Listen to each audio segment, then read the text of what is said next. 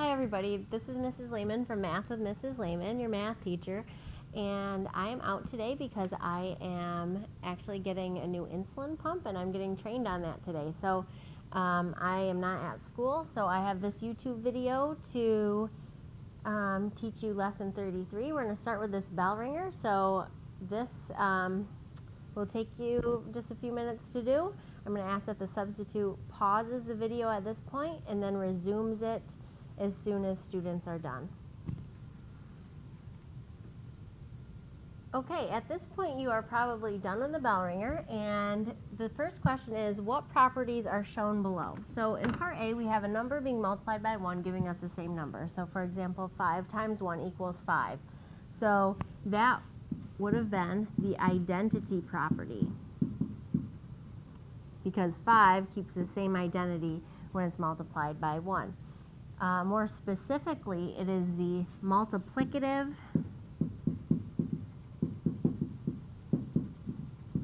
identity property of 1. A lot of people on one of the worksheets we've done recently just put the multiplicative property. Well, there is no multiplicative property. You would have to identify the, let me get to the screen here. You'd have to identify the identity part of that too. The next one, it has 4 plus 7 equals 7 plus 4. So you'll notice that the numbers have switched order. So that is the commutative property of addition. The commutative property. This also applies to multiplication as well. It does not apply to division, and it also does not apply to subtraction, because if we switch the order of division or subtraction, we are going to totally change our outcomes for those problems. Question number 2 here on the right, it says evaluate when r equals 9. So this question combines both the distributive property, order of operations, and substituting for a variable. So we know the value of r, it is 9. So we're going to replace the r with a 9, and then we have to follow PEMDAS, which is the order of operations. So we're going to look for parentheses first, which you have 9 plus 2, which is 11. And we're going to have 3 times 11 minus 6, because we know that when we have a number up against a variable, or if we have a number right next to a set of parentheses, that means that number is being multiplied by what's inside the parentheses. So we are going to do multiplication first. 3 times 11 is 33. And then we have minus 6. So you need to take 6 away from 33. So maybe you need to go to the side here and do that subtraction. And you're going to get 27 as your answer. So good job to you if you got those 3 questions correct. We're going to now move on. So the first thing we're going to do is, review what do we know. All right, so the past few weeks we've been studying a lot of algebra, and we have an understanding of what's going on as far as writing expressions, equations, and we're going to talk about inequalities today. So to review, algebraic expressions have variables, numbers, and operations, but there is not an equal sign. There's no equal sign. The value of the variable is unknown, or it could change, okay? So we talked about the minivan example, which was a taxi service at Disney, and how much you would pay would change based on how many miles you use that service for. So that's what an algebraic expression is. An equation is just slightly different. It has an equal sign. When you have an equal sign in there, there is only one value of the variable that will make the number sentence true. We talked about this a little bit, I think, on Friday. So for example, if I said 6 plus a number equals 9, the only number that would work there is 3. We know that A has to equal 3 in that case. All right. The next thing that we need to review is inequalities. We talked about these earlier on, I believe in Module 2, and we noticed symbols like this: greater than, less than, greater than or equal to, less than or equal to. And it says inequalities are statements that compare the value of two quantities. The key words you're going to see are greater than, less than, or you might see greater than or equal to, less than or equal to. All right, so and again, just to review this, when you guys were younger, you probably had some teachers that showed you, you know, the number monster with the teeth, and that's all fine and good. Just leave the teeth off, okay, kids? All right, anyway, so we're going to see how these things apply to the world of algebra. So going on to the next page, we're going to review how to solve an equation. So we've talked about this a lot of different times throughout the past week, but what is done to one side must be done to the other. Remember, an equation is like a teeter-totter that is perfectly balanced, okay? Both sides have to have the same value. Your goal is to isolate the variable, which means you got to get all the numbers on one side and get the variable on the other side of the equal sign. That means you need to, like I wrote up here, isolate it, okay? Get it by itself. So in order to accomplish this, you need to do the inverse of whatever is happening to the variable. So a quick example, let's say a plus 5 equals 11, all right? So we want to figure out what a is by itself. So you're going to do the inverse of addition. See how we have addition here? So we're going to subtract 5 from each side. We're going to get a equals 6. Right? So that's our value for a. And then we went ahead and we checked. So the check was to rewrite the problem. We're going to plug in then 6 plus 5. And we want to see, does one side of the equation equal the other? So 5 plus 6 is 11. And 11 does equal what our goal was of 11. So we know that a has to equal 6. All right, and again, there's only one number that will work for an equation, in this case, 6. And then these same rules apply to solving an inequality. So what you're going to see today, guys, is something like this. Maybe we'd see a plus 5 is less than 11. So we're going to try to figure out what values will work for a that will give us an that will make this side of the equation less than 11, because we want to maintain this as a true statement, okay? So we'll go through a few examples. So we're going to go to lesson 33. So if you could please open your module books to page 71, and the title of that lesson is From Equations to Inequalities. All right, lesson 33, From Equations to Inequalities. And it says, what value or values does a variable have to represent for the equation or inequality to result in a true number sentence? What value or values does a variable have to represent for the equation or inequality to result in a false number sentence? So we want to look at what fits, okay, for each of these. So the same process is going to apply, but you'll notice as we look down this column of problems, I'm going to circle this in red. You're going to see this one in A is an equal sign. In B, it's a greater than sign, and then in C, it's a greater than or equal to sign. So, well, we don't know how to solve those, Mrs. Lehman. Well, yeah, you do, because it's the same process that you've already learned. So we're going to draw the upside down t-chart underneath the equal sign. We're then going to try to get y by itself. So if you're looking at this, you say a number plus 6 equals 16. I think most of you could figure out that that's 10, right? So what we would do to get that, though, is do the inverse of addition, which is subtraction. If you do it to one side, you have to do it to the other. So you're going to be left with y equals 10, which is our answer. And if you go ahead and check that, you're going to rewrite the original expression, equation, and then you're going to plug in the 10. So 10 plus 6 should be 16. Well, 10 plus 6 is 16, and that is what our goal was. So we know that the only value that will work is 10. Now, in this one, part B, again, you will see that there is a greater than sign. So right here, this is what I'm talking about, okay? So let me erase that. We're going to do the same process. You're going to make an upside down t-chart. You're going to get rid of the plus 6 by subtracting 6. You're going to get y equals, now this would cancel out, right? Oops, I'm sorry, delete what I just said. You're going to put y is greater than whatever is over here. So again, sorry about that. It's almost like I'm really here. So you want to bring down whatever sign this is right here. In this case, it's greater than. You're going to bring that right down here with the y. So 16 minus 6 is 10. So our answer for y has to be a number greater than 10. Can it be 10? No, because it does not say or equal to 10. It just says it has to be greater than 10. So it could be microscopically greater than 10, but it has to be bigger than 10.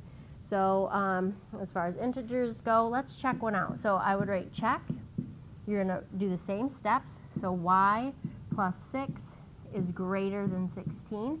Now instead of plugging in 10, let's try a number that is greater than 10, because our claim is y has to be greater than 10 to make sure this is true. So let's try one. Let's try 11 even. So 11 plus 6, is that greater than 16? Well, 11 plus 6 is 17. Is 17 greater than 16? Yes, it is.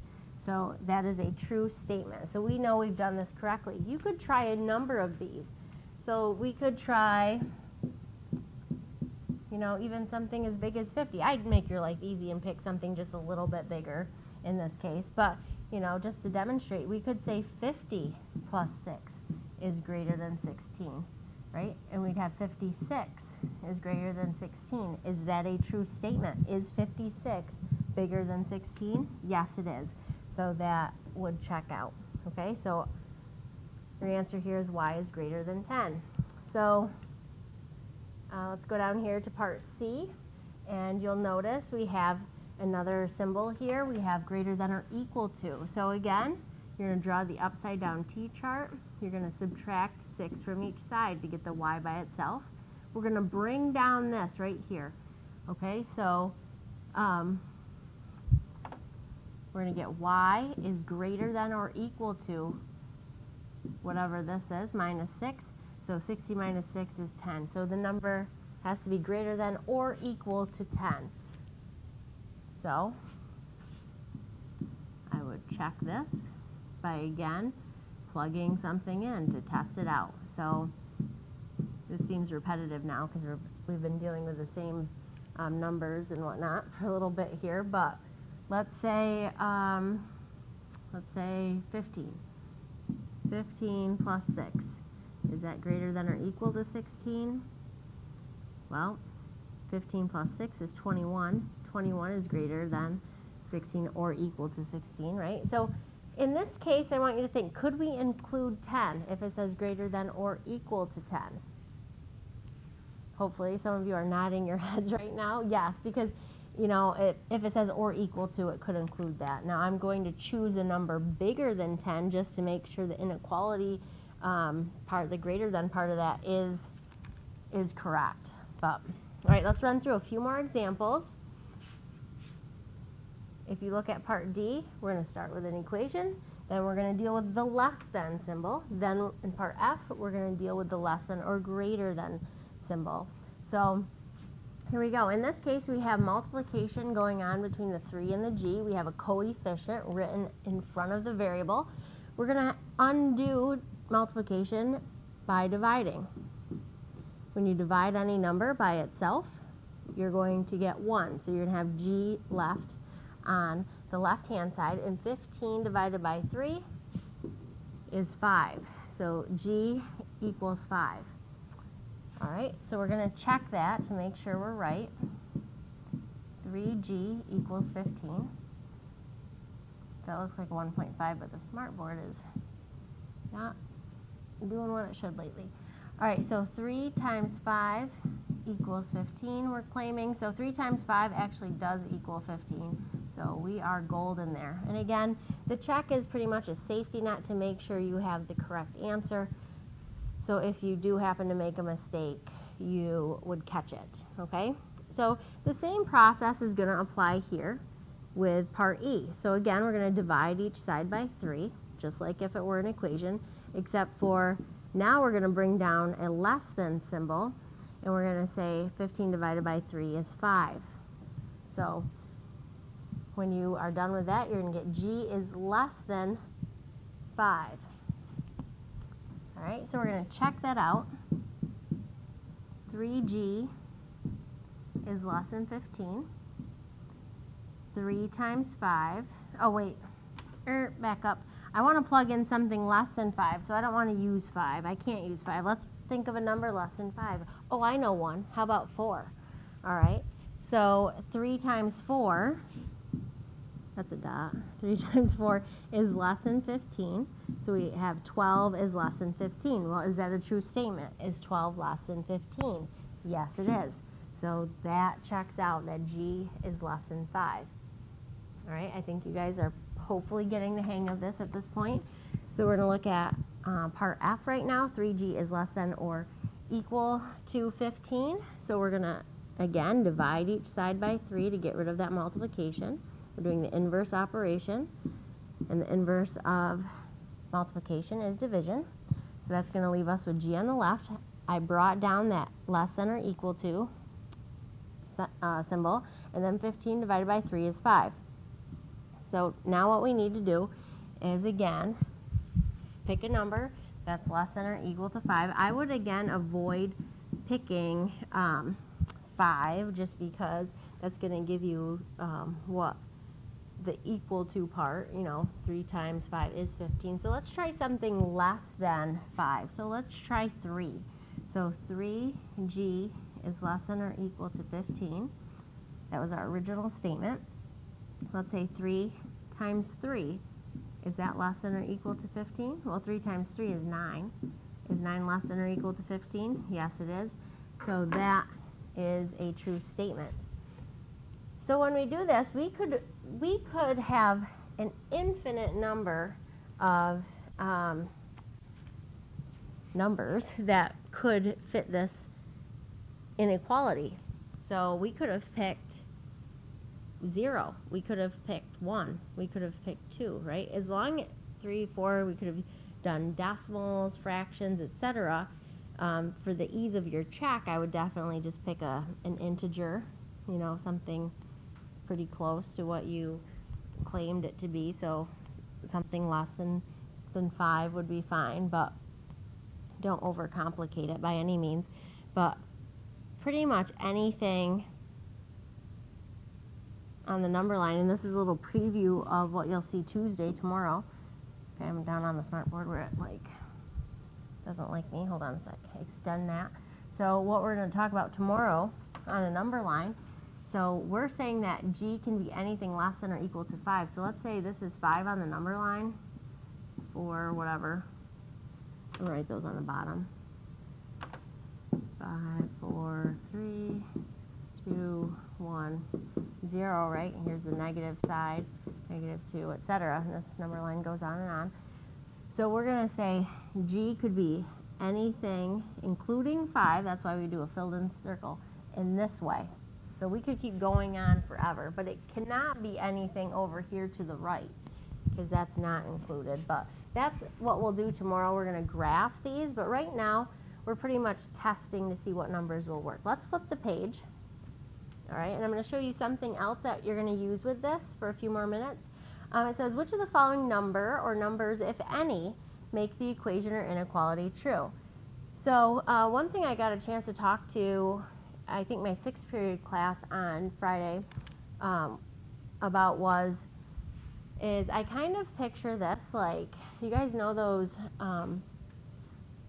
contests where you maybe you don't because you are too young to be getting mailers with keys on them, but a lot of auto dealerships will send out a mailer to everyone, so something in the mail, and it'll have this key on it, and you can take it into the dealership, and then you try the key, and if the key works for this little thing that they have, you win a car, right? Because that was the one that symbolically starts the car, right? So it's like, picture this as your key ring right here, right? You got all these keys on it, but you got to find the one that unlocks that door, okay? So sometimes, none of them will. Sometimes just one. Sometimes there's a whole bunch that'll work, but it's our job to figure out what we call our solution set is, all right? So what we do with this is we plug these in to test. We could do that, or we can solve and get what it equals or what it's less than or greater than, etc., and then pick from the set. So let me just demonstrate. That'll make more sense. All right, so in this case, we have an equation, a number plus 4 equals 12. Again, this isn't really rocket science. You can figure out that if you take 4 from each side of this, you know that m has to be 8, right? So is 8 in our solution set? Yes, it is. So we would say that our solution set, do your best at drawing one of those, the only number that will work in this case would be 8, all right? That's the only number out of all of these that I'm going to underline right now that will work. If we plugged in 0, 0 plus 4 does not equal 12. 3 plus 4 does not equal 12. 5 plus 4 does not equal 12. 8 plus 4 does equal 12. 10 plus 4 does not equal 12. And 14 plus 4 certainly doesn't equal 12. So the only quote-unquote winner out of this group was the 8. Let's go on to part B. We'll try another one. All right. So we have m plus 4 is less than 12. So again, same process applies. We're going to subtract 4 from each side. We're going to get m, and again, bring down the less than sign. It's not an equation anymore. It's an inequality. So 12 minus 4 is 8. So we're saying our number has to be less than 8. So if we scroll back up, we're looking for our solution set. I'm going to erase what we had for the last one.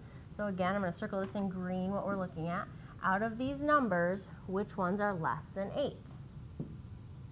So we can't pick 8 because 8 is not included. It's got to be less than 8. So we could pick 5, 3, and 0. So we're going to put those in order, least to greatest. 0, 3, and 5 are all part of our solution set, okay? So let's go ahead and try the next one. We have f minus 4 equals 2. So we're going to add 4 to each side. So go ahead and do that. We're going to get f equals 4 plus 2 is 6. So f has to equal 6 for this to be a true statement. If we scroll back up here, we're going to look at, again, the same solution set that I'm going to circle. Do you see 6 within that set? No, there's no 6 in there. So none of the options we have work. So when that happens, you actually go like this, and you write empty set.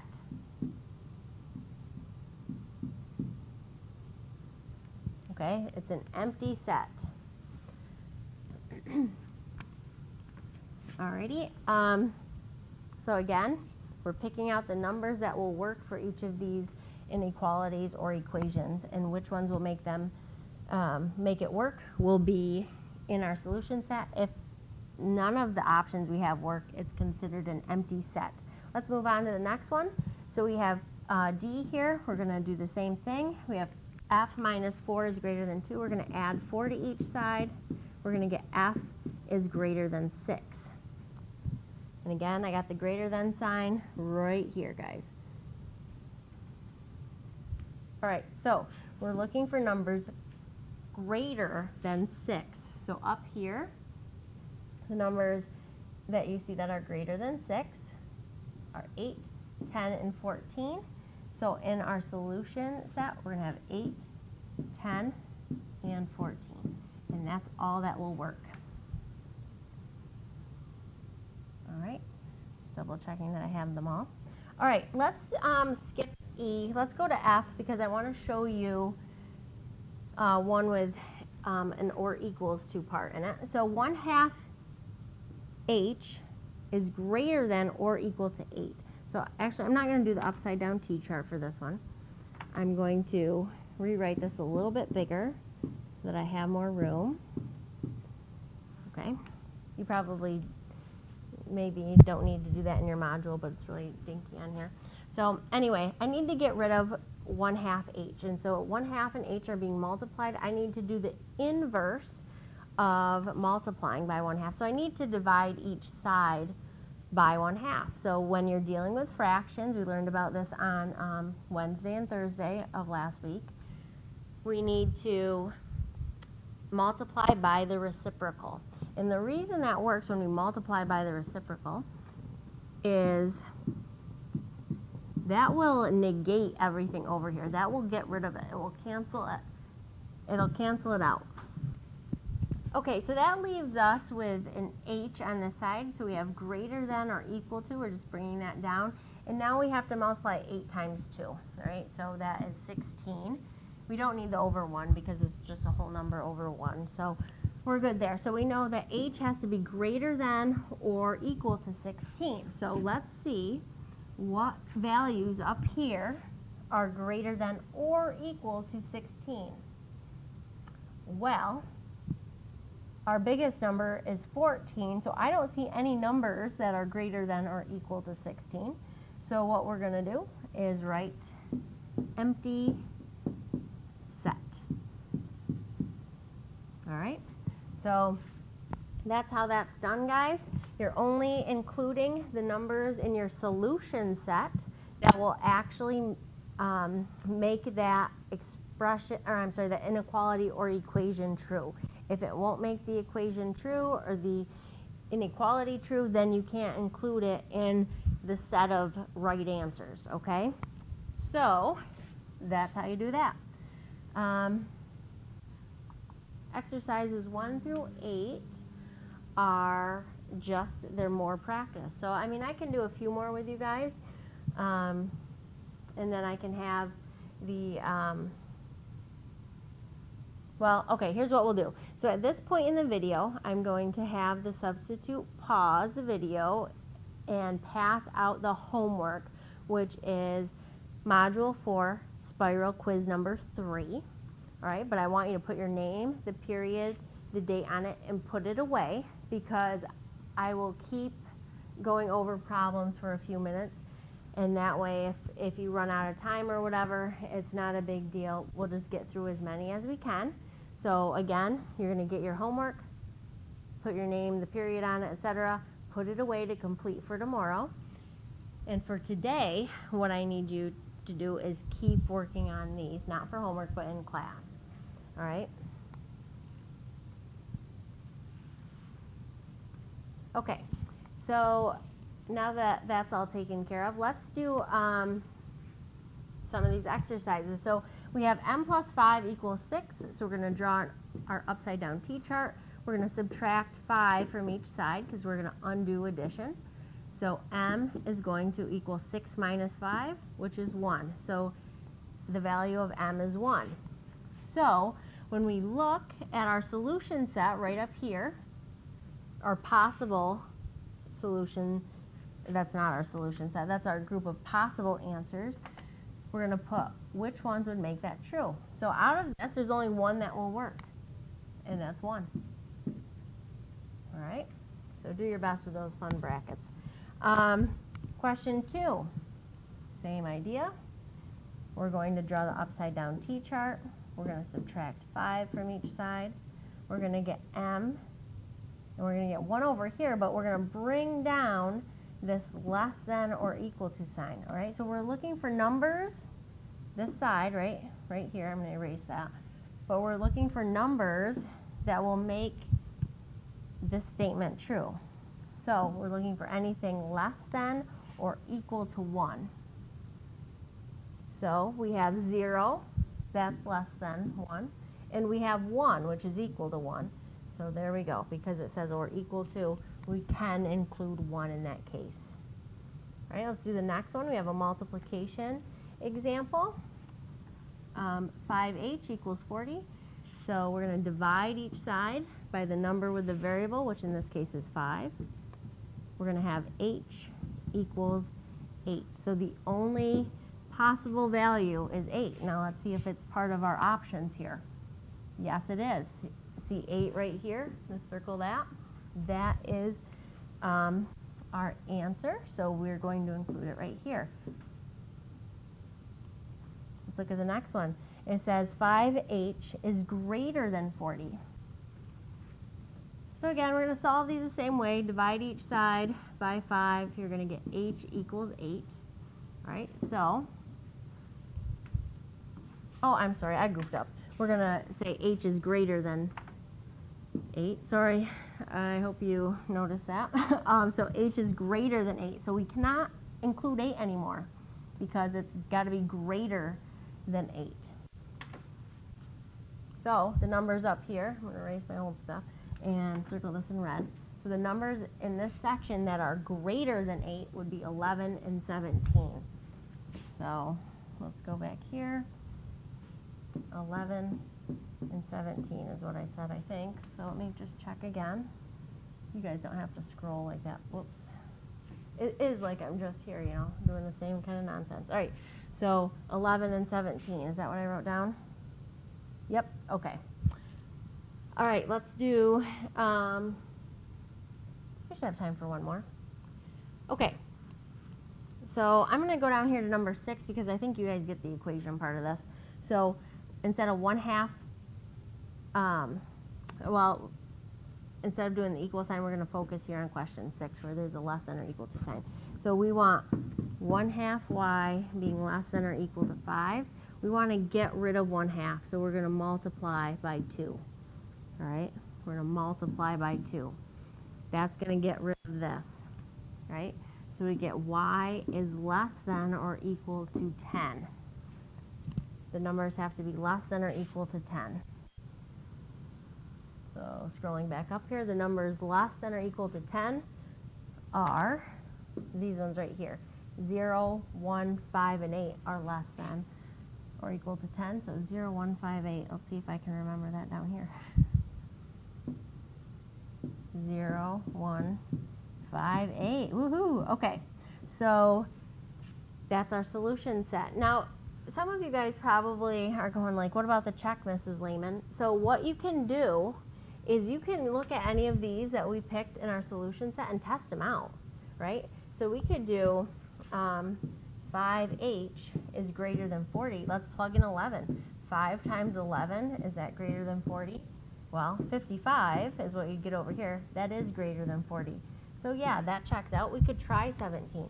When you're done, everything that you have in that solution set should check out, okay? So I would like it if you did a check for these.